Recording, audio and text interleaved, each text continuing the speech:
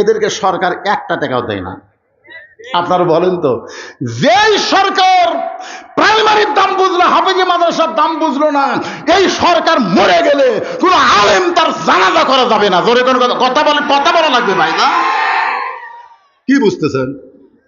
আকডুম বাকডুম দিয়ে জানাজা হবে, তাহলে আল্লাহ আকবার ঠিক থাকবি, ভিতরে একটাও দোয়া চলবি না। জোরে কোন কথা দেখতে আমি আগে খোঁজ নেই, জানাজা তো আমাকে বহু লোক করবার কয়, আগে যাই আমি শুনি কে ভাই এই বেঁচে থাকতে কোন দল করছে, তখন বলছে যেহেতু ওই দল। তখন আমি বুঝি তো এই বেঁচে থেকে শয়তানের দল করছে, একা আল্লাহর দলের জানাজা করা যাবে না তো। কারণ দোয়া কি জোরে পড়া লাগে না মনে মনে? আগে আল্লাহ আকবার কয়া যা আছে ভাই, ওই খালি ব্যথা হলে ওই বললো চলবি না, আমাকে জাহান্নামের দোয়া করতে জোরে করার কথা ঠিক কিনা? কি মনে করতেছেন 90% মুসলমানের দেশে প্রাইমারি সরকারি বেতন পায়, আর হাফিজ মাদ্রাসার জন্য চাঁদা তুলে চলান লাগে কি? আগামীতে আমরা কোরআনের বাংলাদেশ দেখব, সব প্রাইমারিকে একদম বাকদমকে কবর দিয়া জালিকাল কিতাবুল আরাইবা ফি হুদাল লিল মুত্তাকিন, কোরআনের শিক্ষা সর্বোত্তম দেওয়া হবে। জোরে কোন কথা ঠিক কিনা? আপনার ছোট বাচ্চাকে একদম বাকদম না দিয়ে কোরআনের শিক্ষা দেন, দেখবেন ছেলের পরিবর্তন। ছেলে বাপক সালাম দিচ্ছে, আসসালামু আলাইকুম, ইয়াকফিরুল্লাহ আলাইকুম। বাপ কয় কে বাদান, হুজুর শিক্ষা দিচ্ছে, বাড়ির যে বাপক সালাম দিয়ে মুসাফা করবা। আর প্রাইমারিরা সালাম শিক্ষা দিচ্ছে, খাড়া হয় পেশাব করে, জিজ্ঞাসা হয় বসিস না কেন, তোর স্যার তোকে শিখাইনি কেমনি পেশাব করা লাগে? ও কে চাচা যে কি কন, প্রাইমারি পেশাবখানা যদি আমার স্যারই খাড়া হয় পেশাব করে। আজকে সেই স্কুলের অবস্থা দেখেন, আর এই মাদ্রাসার খবর দেখেন।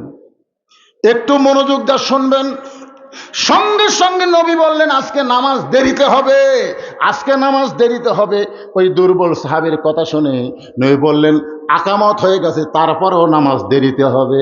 এখান থেকে বোঝা গেল ইমাম ইচ্ছা করলে নামাজ কোনোদিন আগেও পড়াবার পারবে, তাই বলে অক্তের আগে না, কোনোদিন আগেও পড়াবার পারবে, আবার কোনোদিন দেরিও করতে পারবে। জোরে কোন ঠিক কিনা? কিন্তু বাংলাদেশের ইমামেরা যদি একটু দেরি করে, দেখবেন শেষে মুসল্লি আইছে, ইমাম সাহেব জুম্মার দিন একটু ওয়াজ, একটা পয়েন্টের উপর আরে 1 মিনিট লাগবে, কয় মিনিট, ওই ঢুকাই হুজুর কি আপনার কি সময় জ্ঞান নাই? ইমাম সাহেব বলতেছে আমার ভুল হয়ে গেছে ভাই, আজকের মতো এখানে আলোচনা সমাপ্ত করা হলো। ওই শালা সবার শেষে এসে আগে নামাজ পড়ে বাড়ি যাবি, ওই মসজিদের মধ্যে ঘড়ি দেখে, ওই বাজারে চা খাবার গেলে একবার ঘড়ি দেখে না। জোরে কোন কথা বলেন? এরকম মুসল্লি আছে না নাই? আর ইমামগুলা মসজিদের মুসল্লিরা যা খায় তাই সেই মোতাবেক কাম করে। আল্লাহ নবী বলেন আজকে নামাজ দেরিতে হবে।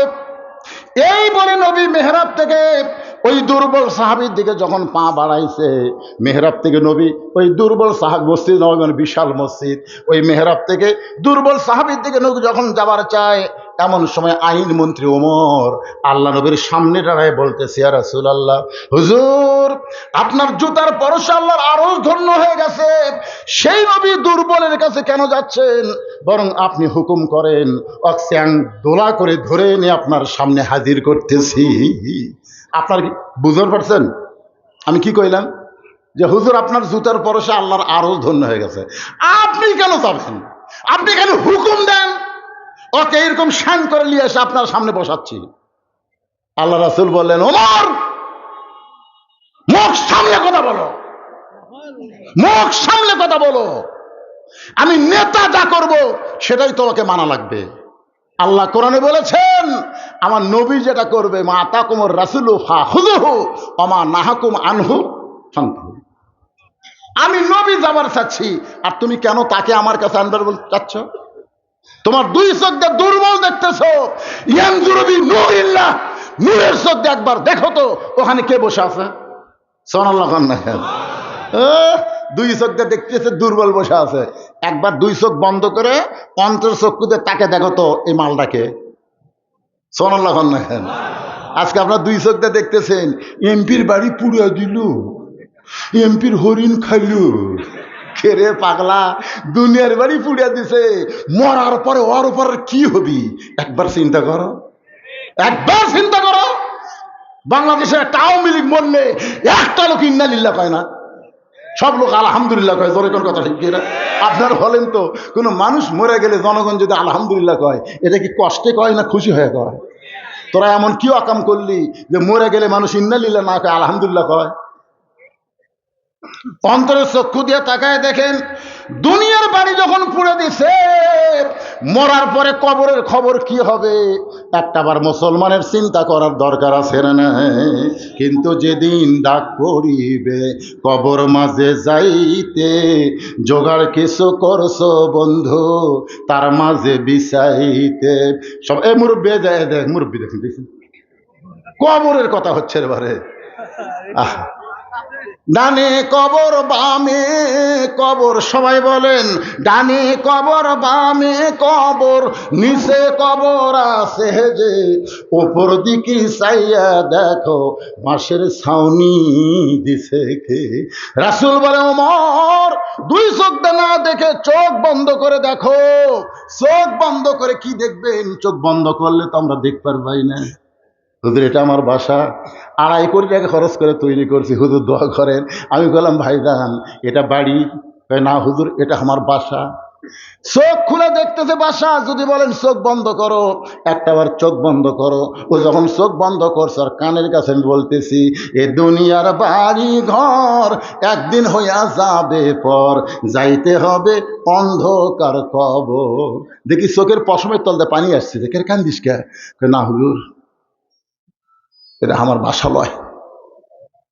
তাহলে এইটা কি? বলে এই পারে তোর বসত বাড়ি, ওই পারে তোর বাসা। এই দুনিয়ার বাড়ি হলো বসত বাড়ি, কিছুদিন আপনি বসত করতে পারবেন কিন্তু চিরস্থায়ী থাকতে পারবেন না। মুসলমানের আসল বাড়ি হলো জান্নাত। জোরে কোন কথা ঠিক কি না? আল্লাহর বান্দারা, আমাদের আসল বাড়ি জান্নাতে যদি আমরা যাবার চাই, একটু মনোযোগ দিয়ে শোনেন। সঙ্গে সঙ্গে হযরত ওমর চোখ বন্ধ করে ওই দুর্বল সাহাবীর দিকে তাকাইছে, চোখ বন্ধ করে। অন্তর চক্ষু দিয়ে যখন তাকায়, ওমর ফারুক কাঁপতে কাঁপতে কাঁপতে কাঁপতে ঠাস করে পড়ে যায়। ওমর ফারুক আর দাঁড়িয়ে থাকতে পারে না। ওমর ফারুক যখন পড়ে গেছে, সাহাবীরা বলতেছে ইয়া রাসূলুল্লাহ, হযরত ওমর কি দেখে এমন করে পড়ে গেল? রাসূল বলতেছেন কি দেখে কেমন ভাবে পড়ে গেল আমি বলবো না, কিন্তু যখন পরে ওমরের হুঁশ হলে ওমরের মুখ থেকে তোমরা শুনে নিও। ধরে কোন সুবহানাল্লাহ। আমার কথা কি বুঝতে পারতেছেন? এরকম দেখে কাঁপতে কাঁপতে কাঁপতে কাঁপতে ঠাস করে পড়ে গেছে। তো সাহাবীরা বললেন ইয়া রাসূলুল্লাহ, ওমর ফারুক কি দেখে পড়ে গেল? রাসূল বললেন আমি বলবো না, কারণ আমি তো আর দেখিনি। দেখছে কে? এই তো সারা জীবন ব্যবসায় থাকবি না, হুঁশ যখন ফিরে পাবে তখন তোমরা জিজ্ঞাসা করো এমন কি ওমর দেখলো যে এটা দেখার পরে এমন করে পড়ে গেল। আজকে আপনার চোখ বন্ধ করে দেখেন, সবাইকে বলতে যে চোখ বন্ধ করে দেখেন, আগডম বাগডম ঘোড়াডম সাজে ঢাকঢোল লোক ঝাঁঝর বাজে।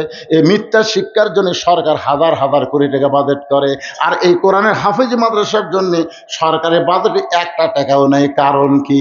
চোখ বন্ধ করে দেখেন। দেখেন তো একেবারে দেখেন না কেরে? এই ছেলেরা চোখ বন্ধ কর, দেখা যায় না? আপনি মনে হয় পড়েন, ওই ভাই পড়ছে। আমরা ছোটবেলা পড়ছি, 1 চন্দ্র, 2 পক্ষ, 3 মিত্র। 1 কি? চন্দ্র। পক্ষ কয়টা? আলো পক্ষ, অন্ধকার পক্ষ। আর 3 হলো নিত্র। নিত্র মানে চোখ।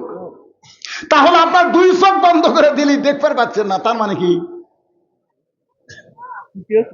হাইরে কপাল মন্দ চোখ থাকিতে অন্ধ।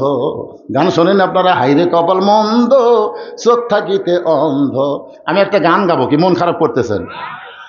ওটা বসা না করে একটু মনোযোগ দিয়ে শোনেন।